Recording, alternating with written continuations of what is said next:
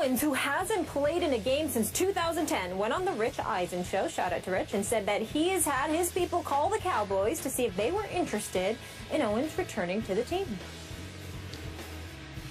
I'm not sure what the situation is. I think there are, you know, my name may have come up in discussion as far as bringing me in. But again, a lot of people are going to factor in my age as far as why I can't play. We all know what happened when I was there, and there were some things said where it kind of may have fractured, you know, the relationship between myself and Witten and Romo. And again, you know, time has passed, and hopefully, you know, they know that I've moved on beyond that, and maybe, hopefully, they have. But for me, you know, it's all about giving, you know, myself an opportunity. That's all I ever really wanted. Stephen A., 41-year-old Terrell Owens, what's your take?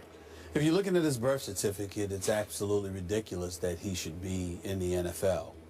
If you know T.O., if you see what type of shape he keeps himself in, way he takes care of himself, his body, etc., etc., I definitely think you should give him a look. I definitely think you should give him an opportunity, a chance. If you're the Dallas Cowboys, one would argue that you're in the midst of a Super Bowl run. You simply can't take that risk because it's not like Dez is not coming back this season. Dez is expected to be back.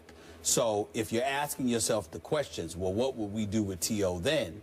Of course, it makes sense not to bring him on board. If Dez is not going to come back, then again, you ask yourself, why not give him a chance? So it sounds like it's all over the place because it's so conditional when you look at T.O.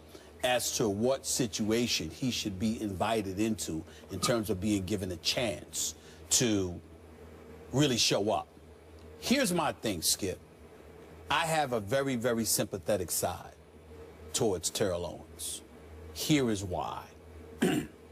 He's made a lot of mistakes. Folks, you called them, you know, team obliterator. Team obliterator, yeah. And, you know, terrible Owens at times. No, I didn't say that. You didn't say that one? That wasn't you? No. Yeah, but I know you said team obliterator. That's your coin. I use Neo occasionally instead of Tio. That's right. You know. For me, there's no disputing what kind of effect he's had on locker rooms. But I've always been opposed to how premature his career ended.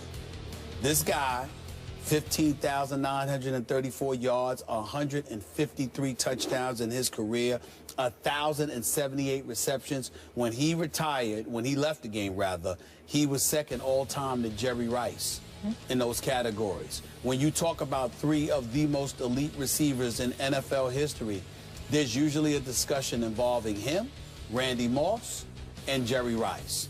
And I just look at it from the standpoint that regardless of the mistakes that he made, I just look at those who have been given other chances in the NFL. And I know this may not have anything to do with T.O. per se, but my God, when we see what has transpired over the last several years and guys who have been given other opportunities just to resurrect their career or to go out the way their numbers and their stature says they deserve to go out, I am just of the mindset that I would love to see him back in the game, just getting the chance. I didn't realize the last time he played was in 2010 in Cincinnati.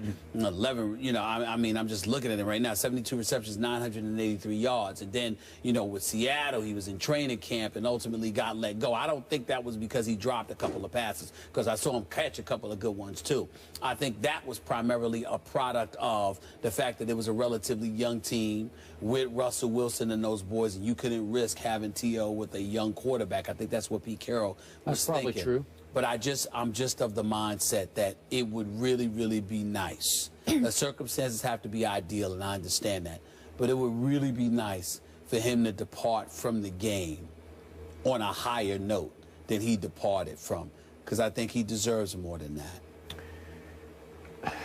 I'm going to concede 1 point to you, and only 1 point. I have no doubt that Terrell is in phenomenal condition right now. I have no doubt that if you threw him into Sunday's game against the Falcons at Jerry World, I think he could produce a little bit. Not a lot, but a little bit. He could help. I have no doubt about that. The reason I can't abide your word nice is because I still haven't quite gotten over what he did to this football team at the end in 2009. The reason I called him Team Obliterator, and the reason I've told you repeatedly I don't want to see him in the Hall of Fame, is because he didn't tear apart one or two teams, three teams, including the third team, the Dallas Cowboys. Again, I'm a lifelong Cowboy fan. For a while, I was a big T.O. fan when I was in San Francisco, and he was playing for the 49ers. He's taken a lot of shots at me lately, and he's welcome to do that. Lately? Because, yeah, he has. Well, I didn't know that. Well, I'm an idiot now, but that's okay. He's called me an idiot a few times. No, but I deserve that because I've taken shots, so he can take his, and I'm fine with that. This isn't personal on that account, but it is personal on this account. Do you remember how badly it ended with these Dallas Cowboys of Tony Romo and Jason Witten? Do you remember that when Terrell was released in March after 2009? I believe. After... It says here 8. His last season was 2008 when he had 1,052 yards. That March. But in right. oh, not that, that March. Gotcha. Yeah. March 2009. Yeah, he said that he was quoted as saying that Tony Romo definitely had a hand in his release, meaning he wanted him out. Repeatedly, Terrell dropped hints to the media about how Romo favored Jason Witten too much, to a fault. Do you remember that? Yes. And he had a shouting match with Todd Haley, who was then the he was an assistant coach in Dallas at that point, and they got into it, and that led to Jason Witten and Terrell, I was told, getting face-to-face into it and having to be separated before a practice one day in Dallas. It got that bad. So given all that backdrop, given the fact that a very talented Dallas team crumbled at the end of that year, losing 3 of its last 4. And you remember what happened at Philadelphia in the final regular season game that year as they missed the playoffs? They lost 44-7 because they had been torn apart internally, I think foremost by one T.O. He split that locker room the way he split locker rooms, I thought, in San Francisco and Philadelphia. My point is, there was so much bad blood that to have the audacity to think that you could make a call to Jerry Jones and say, hey, remember me, I'm available, is mind-blowing to me. That you would want to go back with that quarterback and that tight end, who, by the way, is still pretty good. I would have to say Jason Witten is pretty good. And obviously, they are best friends. They've been best friends from the start, so it's hard to break that apart. But does Tony Romo favor Jason Witten? Oh, maybe positively he favors him. I mean, it's not a bad thing to throw him the ball every once in a while, especially in the last play of the game against your New York Giants on opening Sunday night. So my point is, Jerry Jones loved Terrell. He brought him there. It was Jerry's choice, not Bill Parcells' choice. It was Jerry's, and he's got a soft spot just the way you have for Terrell. And I'm sure in his heart of hearts, if he could make it happen, it would be a great thing to have him back in the fold. But I don't think Tony Romo and Jason Witten would be real happy about it. So that's all that would matter to me at this point. Well, that's not what I'm saying. I'm not saying that Terrell Owens should be brought back in spite of them. I'm saying that if they were willing to forgive and forget, or rather forgive and move on, does the man deserve a chance? And I'm not trying to really get into it too heavily. I have a soft spot for anybody that produced on the level that Terrell Owens produced and is ostracized from the game. I remember having a soft spot for Kareem Abdul-Jabbar, who's the greatest big man ever and a 6-time NBA champion. And people thought that he was difficult to have around as a coach. But did he tear apart the Lakers? I'm just saying some of the things that are said about him. No, I'm just making the point that I have been on record saying I don't care about that.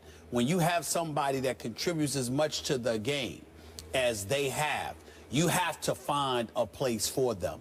And not even, you know, with Terrell Owens, you may not have to find a place for him at age 41 as a player. But people act like this dude should be, you know, just ostracized from the game of football forever. Terrell Owens made a lot of mistakes. But you have a lot of people in those locker rooms who sided with him for a reason. Here's the biggest problem with Terrell Owens. He never lied. He told the truth. He just didn't know how to keep his mouth shut and get along for the better of the team. When he felt emotional about something, he was going to express himself. So again, he told the truth as he viewed it, as he saw it. Well, as he viewed, but I never heard anybody say he's lying. I've heard people saying there's more to it than his emotions will allow him to acknowledge. But I never once heard anybody say that he was lying. What they got on him about is that he would say stuff that obviously was in violation of quote-unquote the code. But Terrell Owens didn't reveal anything about other people's business. He revealed stuff about his own, what problems he was going through with somebody. I don't think in today's day, when we see some of the issues, when some of the people that are brought back into the league, that's a reason for this guy to be ostracized. Dallas is not the right situation in all likelihood for him, but I think he should get a chance to contribute to the NFL in some capacity, considering his greatness throughout the years. And as far as we know, he has not been brought in by Dallas, just made the call, his representatives, to the Cowboys organization. Cam Chancellor is back with his organization, though, returning to the Legion of Boom. Jerome Bettis is in the house. He'll join the desk to offer his thoughts. This big addition back with the Hawks. That's next.